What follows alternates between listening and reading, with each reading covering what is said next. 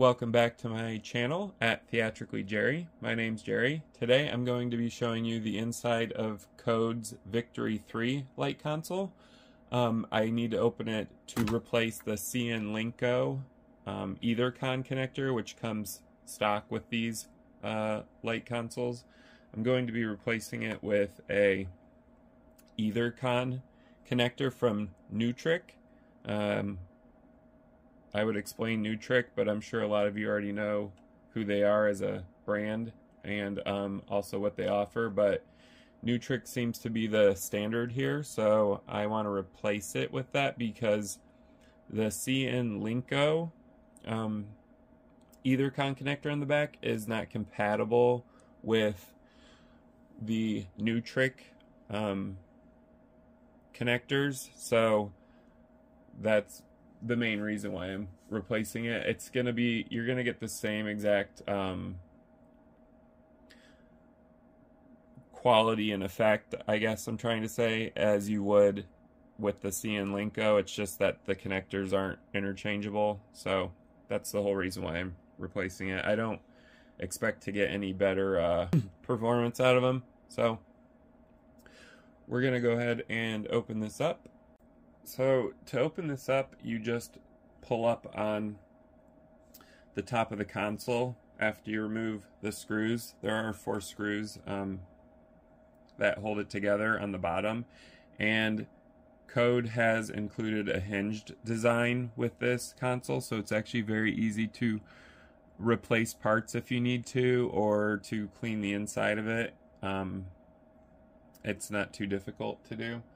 And as you can see, right here is the CN Linko connector, which is basically the same as a Nutric connector, just a different company.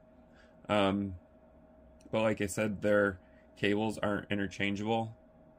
Their RJ45 cable connectors aren't, so I'm going to be replacing that. And it's actually very easy to replace on this console because as you can see, the RJ45 cable is plug and play, and so is the RJ45 pass-through in the back, so you can just exchange them and you shouldn't have a problem with it because you're not actually doing a whole lot when you're exchanging it. I am going to show you guys a little bit more of the inside of this, but I'm going to have to take you off of tripod mode, and we're going to go into crazy handshake video mode so we can get on the inside of this light console. Alright, so now we're off the tripod and we're going into crazy handshake video mode. I'm going to go ahead and lift this back up so we can go on in the inside of this and see what's going on. There's the above. This PCB is in charge of all of the buttons, so it's basically like a keyboard, a very highly customized keyboard, obviously, that Code has created. And this is the power supply unit. It's your main power supply that comes out of your PowerCon connector. So when you plug power into the PowerCon, it's actually going to go through this EMI filter, which I was actually surprised to see they included. The EMI filter is filtering out the power, the raw power that's going into the console. It's getting rid of all the electromagnetic interference, so it doesn't interfere with your DMX, because a lot of things can interfere with your DMX signal, and so it's filtering it out. And this power supply is included, obviously, with the console. It's a very generic power supply. Your DMX 512 outputs are right here. There's 4 of them, obviously.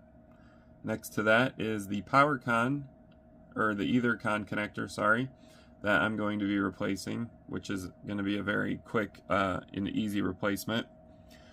Next to that little brown cord there, it's going to a Wi-Fi adapter. That is to control the console with the app that they've included for Android and iOS. So there's a little Wi-Fi connector in there. Under this metal housing, obviously, is the brains of the system. So a lot of things are going on underneath this metal housing, which I'm not going to take apart because I don't want to void my warranty, and I don't feel like there's anything in there we need to look at. And back here is a card. As you can see, this green card right here. That is for your MIDI or your MIDI and out and through, however you want to say it. And next to that is your optical and your speaker jack. So those are all on the same card.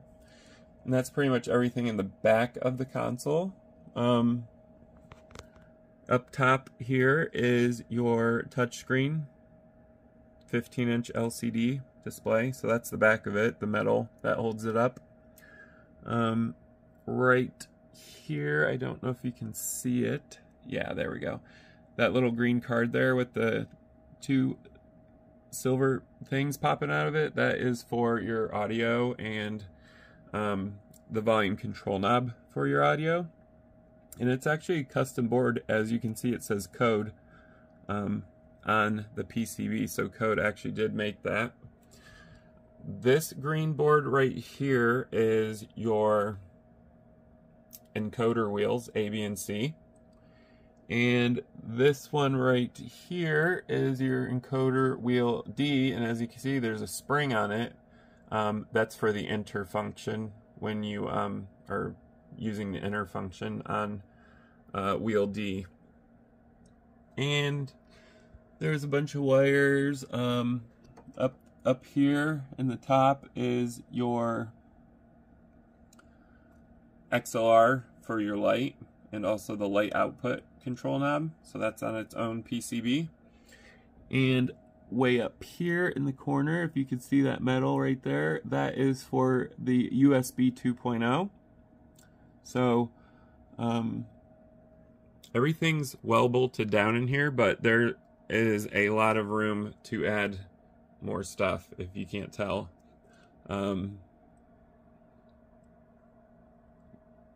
There could be a lot of room here to add whatever else you feel like adding. I'm not really sure what you'd add because we don't really have access to the operating system. That's Code's proprietary operating system. It does run off of Linux, but we don't have the code for it, so I can't imagine what else you would add. But you can, of course, replace parts if a part goes bad, which is great. I'm sure you could contact Code and they could get you a replacement part. And it looks like you could probably do it yourself because it's nothing here looks complicated. The connectors are just your typical, looks like Molex connectors or DuPont, and maybe a combination of both, because this also looks like a different connector right there.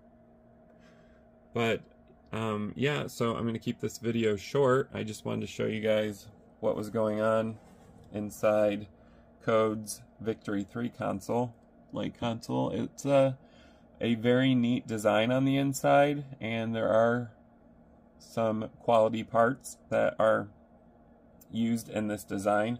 The CN Linko, there's nothing wrong with it. It just doesn't work with the Nutric EtherCon plugs, and so since I use that all the time, it's kind of an issue for me, so I'm going to be replacing that soon. But I just wanted to show you guys that. Thank you guys for watching. If you enjoyed this video, please like, subscribe, and you can comment down below. I answer all comments, obviously. Also, look forward to other videos here in the near future. I'll be releasing a few more, and by a few more I mean a lot more, because there's so many things to review. So thank you guys for watching.